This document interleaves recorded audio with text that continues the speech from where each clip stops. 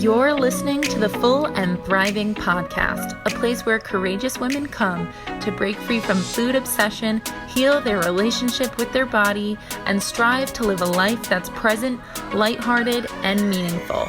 If you're listening, my wish is that this podcast serves as a catalyst that inspires you to nourish your body, nurture your mind, and energize your spirit. I'm your host, Meg McCabe, a certified life coach and eating disorder recovery coach with a PhD in having a good time. Just kidding about that last part. Anyway, thank you so much for listening and enjoy the show. Hey everyone, welcome to another episode of the Full and Thriving podcast. I'm so happy that you are all listening today.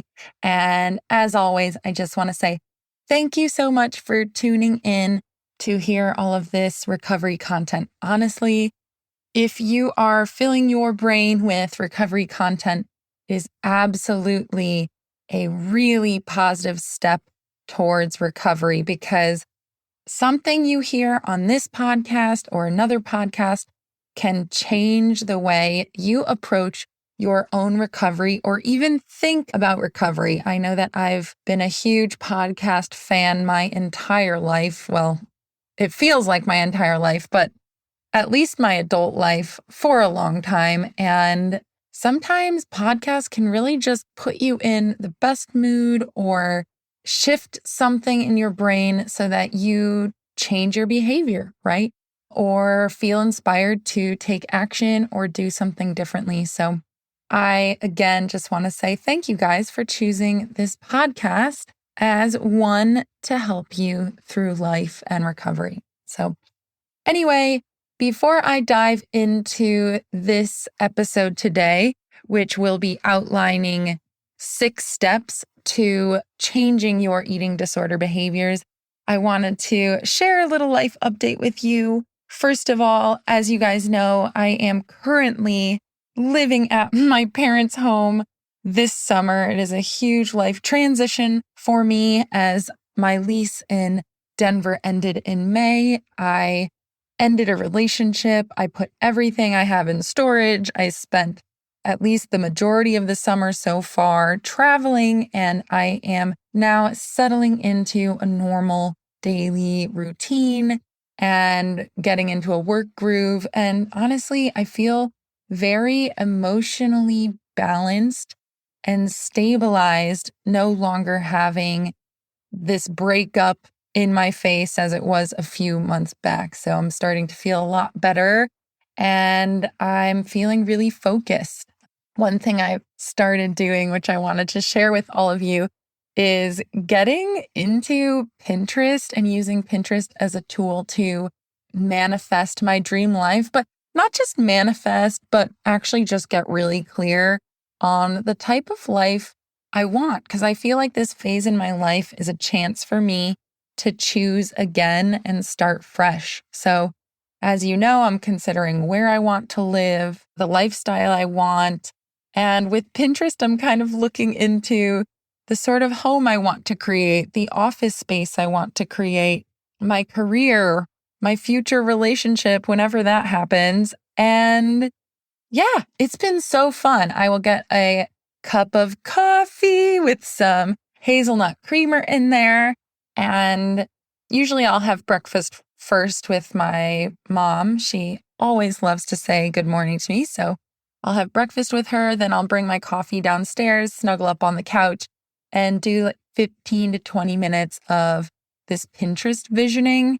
And it's been so relaxing. It's been a nice way to transition into the day, help me feel inspired, sip some coffee while I do it. And then sometimes I will journal as if I've already achieved the things on my Pinterest vision boards. So I'm writing about this future relationship I have and how this future husband will be treating me and where we're living and what our home is like. And I get really into it. And it's kind of just like playing imagination, which is funny, but I'm having a ball. So you guys are looking for something to add to your morning routine, absolutely do this.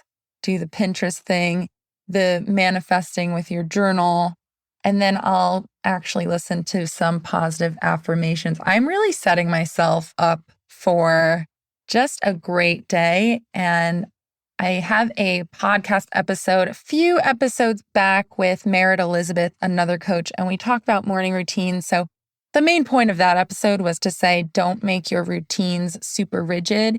Make them more intuitive and simple. So if this sounds overwhelming to you, trust me, it's very fun and simple for me. So pick something that works best for you. Anyway, wow, what a way to start the podcast. Like I said, today we're going to be outlining 6 steps to change your eating disorder behaviors. So let's just dive right in. First of all, in recovery, there are 2 categories of behaviors. There are overt behaviors and recovery sabotaging behaviors. Overt behaviors are the glaring red flags that point to the reality that you have an eating disorder. So these overt behaviors include, but are not limited to, skipping meals, binge eating, binging and purging, just purging, over-exercise, using laxatives, and restriction. This might not be an exact list, but these are the ones I've written down. Sabotaging behaviors are less obvious. They're not those overt behaviors, but they also contribute to the perpetuation of your eating disorder. So these are often behaviors that are prescribed by diet culture that the eating disorder likes to really sink its claws into and turn into something really obsessive and unhealthy. So this includes something like counting calories, reading food labels, measuring and weighing food, chewing and spitting food. That could also be overt too. Some of these could be on either list.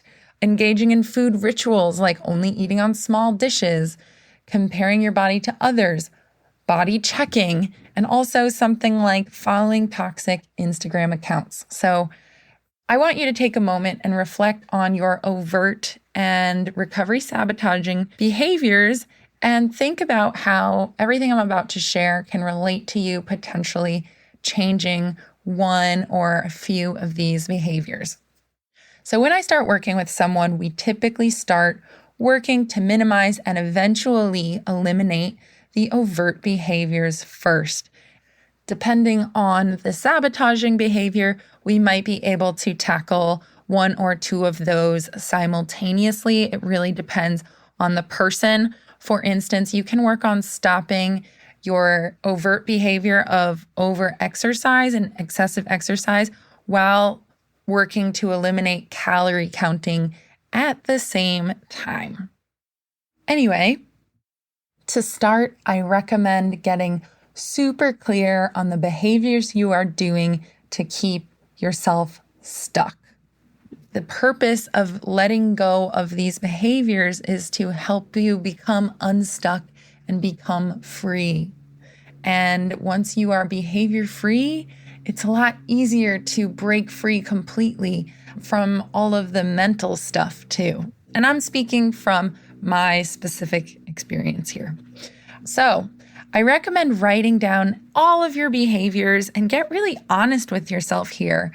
There can be a lot of shame around eating disorder behaviors, and that can make it difficult to admit to yourself what's actually happening. Maybe you've never verbalized this or externalized this behavior before. So no matter what shame you're experiencing, you might actually be hiding this from yourself or avoiding the truth of what's happening. But challenge yourself to be honest and write all of your behaviors down and take a good look at the reality of the situation. Now that you have a list of behaviors you can start tackling throughout your recovery, my first step is to pick a behavior you want to challenge yourself with this week. And to start changing this behavior, I recommend that you first journal all the reasons why you want to stop this specific behavior. For instance, say that you want to stop skipping meals and you're writing down your list of why. Skipping meals might make you lie to your friends and family, or might be causing you to sneak around people in your household or your friends, or even avoid social events. All of these might be reasons why you want to start changing this behavior. Other reasons why you might want to stop skipping meals is because you have really low energy day to day. And perhaps you're noticing that your hair is thinning. Maybe you've even fainted a few times, and the potential of fainting randomly really scares you and makes you worry about your health. Maybe it's because you hate denying yourself food and obsessing over it every time you're hungry. This step is truly important because I want you to see how crappy this behavior actually is. Yes, this behavior might be helpful to your eating disorder, and your eating disorder might want to keep this behavior around, but do this exercise from the perspective of your healthy, practical self. There are truly so many negatives to eating disorder behaviors, and I want you to feel into how much this behavior sucks and is negatively impacting your life. Perhaps you'll look at this list and realize that the cost is not worth whatever outcome you're hoping to receive. All right. After you've created your list of why you want to stop this specific behavior, I recommend that you gather information about the behavior. So this is step 2. Where, when, and with whom does this behavior occur? Why do you do this? What typically triggers you into turning to this behavior? Of course, it's kind of like an investigative, observational step. I recommend you look at a recent incident when you use this behavior and walk through the play-by-play. What triggered it? How did it start? What happened leading up to it? What happened during? And then maybe hours after or the next day, like really stretch it out. And if you want to focus on the actual incident, maybe the incident only happened within a matter of minutes, but when you go over it in your mind, try to stretch out time to find every little detail. Become super aware of what is going on when you engage in this behavior, especially if this behavior is automated and you feel like you don't have control. The more awareness you bring to this behavior, the more chances you'll have to kind of intercept and bring awareness in the moment and pause and potentially stop yourself from engaging in the behavior. So there's so much you can learn by doing this. It's also important to ask yourself, what was my eating disorder saying to me moment to moment, if anything? So from start to finish, what was I hearing? What thoughts were going through my head? Did someone say something to me that really upset me? And as a result, what emotions was I experiencing? So step 2, again, gathering that information about the behavior and getting very clear on what's happening. You can even, while you're thinking back to a previous incident, pretend to be a fly on the wall and watch yourself from afar in that memory and see, how are you moving around the room?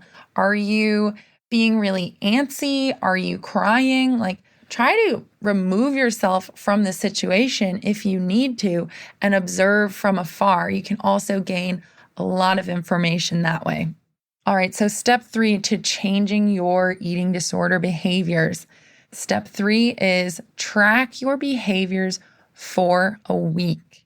And I really challenge you to track and write down the instances with the Notes app on your phone. So just pause and write it down when it happens, or go through the end of the day and write down when you notice yourself doing these behavior.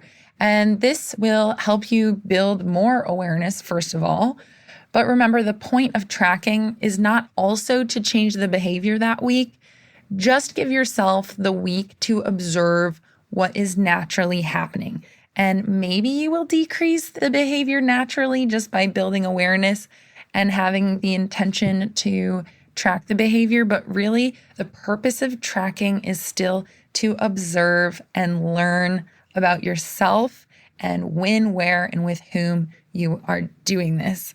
You might be shocked to notice how often you are engaging in this behavior, and it might motivate you. Maybe you're spending hours a day engaging in this behavior. And if that's the case, maybe you never were truly aware of that. So tracking can be super helpful. Okay, so step 4, after a week, take everything you've noticed and observed about this behavior and discuss it in detail with your therapist, coach, or dietitian. They might be able to help you find specific ways you can break changing this behavior into small baby steps. So they're going to help you break it down. Baby steps could look like, I will delete this tracking app on my phone for a week, or maybe that's too hard. Maybe it might just be over the weekend.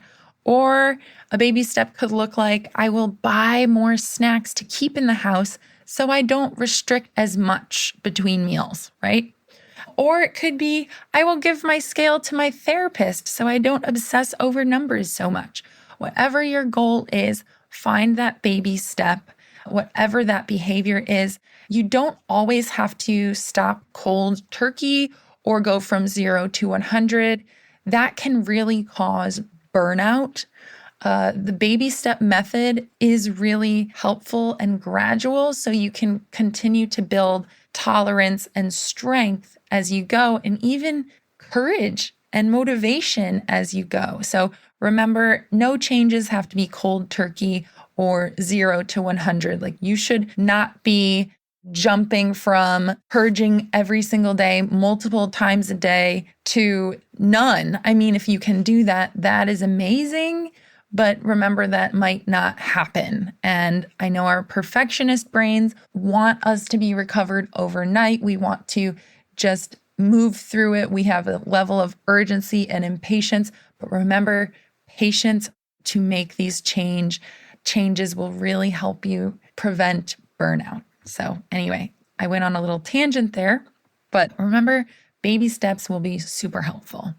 Step 5, after you've defined your ways to change your behavior this week, I want you to write a list of helpful coping skills that you can turn to instead of using the behaviors. So essentially, you're leaning on these coping skills to put the eating disorder out of a job.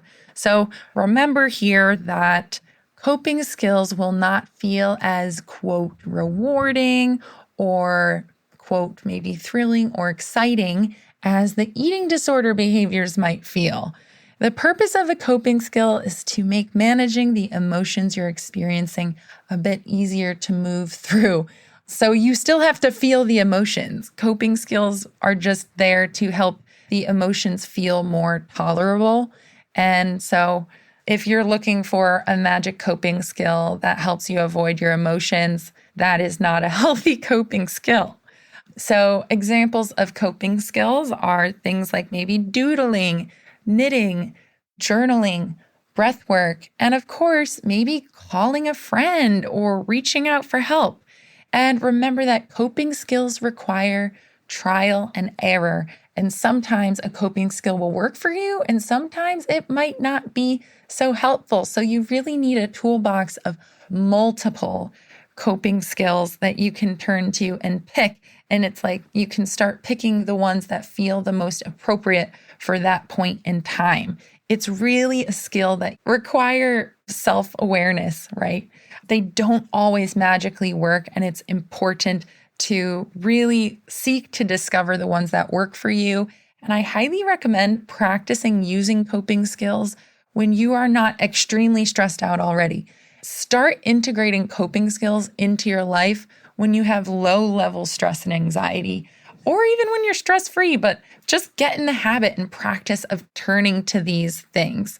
And I really want to stress out here that you can keep your coping skills really basic, like the ones you hear in all the self-help books and mental health books, or you can get really quirky and specific with your coping skill. It's really up to you, and nobody is going to know better than you which healthy coping skill will work. So putting that out there. Okay, so remember, those coping skills are meant to be utilized. So in the moment when you decide not to use the behavior, you turn to the coping skill instead to cope with the discomfort and the emotions that might be coming up because you didn't use the behavior. All right? So the next step, and this is the sixth and final step, is observe the difference. How did you feel when you made the change? If you can notice positive changes right away, lean on that. Really embrace the positive. Really get clear on the way changing your behaviors made you feel and celebrate that. Sometimes you don't feel positive right away, but if you do, definitely take note of that and embrace the fact that your healthy self and your higher self is being honored. That in itself should be a reason to feel good. I know that when I started changing my eating disorder behaviors, I did feel pretty good immediately, even though it was uncomfortable not to turn to the behavior. A few moments after that, I felt really proud of myself. I felt really accomplished. I felt hopeful that I would break free from this eating disorder. So really notice the difference and feel the positive feelings if they are there. However, it's not always a positive experience. So I do want to make sure I acknowledge this. Sometimes changing a behavior can feel really difficult and scary. So please know that it does take patience and a level of tolerance for the discomfort you might be experiencing. However, over time, the loss of the behavior will start to feel better, and you do have to trust that, and it might take longer than you expect. And if you are having trouble feeling the positives when it comes to changing a behavior, this would be a great moment for you to reach out to your coach or maybe a recovery buddy and let them know that you did this big thing, and then they will celebrate for you. And that's always super valuable, especially if you don't feel worthy enough or proud of yourself at all. Maybe you're not completely aligned with your recovery. You're not really sure that you want this in the first place. Being able to reach out to someone on your team or someone you trust and giving them permission to celebrate it with you, that will help you step into those positive feelings. Okay, friends, so there you have it. But before I let you go, I want you to remember that throughout this process, it is important to keep connecting with your why for recovery, right? And think about the big picture you want for your life. Think about honoring your future self. When you're tempted to use a behavior, ask yourself if this aligns with your values as a human and the future you desire. I really encourage you to ask yourself in the moment, does taking this action align with my healthy self? Does it align with my recovery goals? Does using this behavior honor my future self?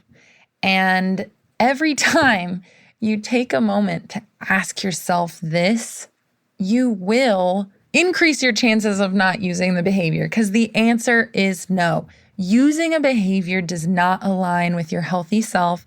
It does not honor your future self at all. Your future self wants to break free from this eating disorder and live a life that is lighthearted, meaningful, fun, full of joy, full of food freedom. So every time you use a behavior, you're stopping yourself from reaching that goal. And remember that if recovery was possible for me and the people you see online who are also recovered, recovery is possible for you. Another gentle reminder here, behavior change is also quite messy. It's not typical to stop a behavior cold turkey or go from 0 to 100, like I said. So the hope is that you decrease the use of the behavior over time and eventually eliminate it altogether. When I went through recovery, just challenging myself to not purge once was a huge turning point for me. It gave me so much strength to keep going. And my biggest wish for you is that you can change your behaviors as well and truly set yourself free. So, with that, I hope you all have a beautiful day, and I will catch you next time. Thank you so much for being here.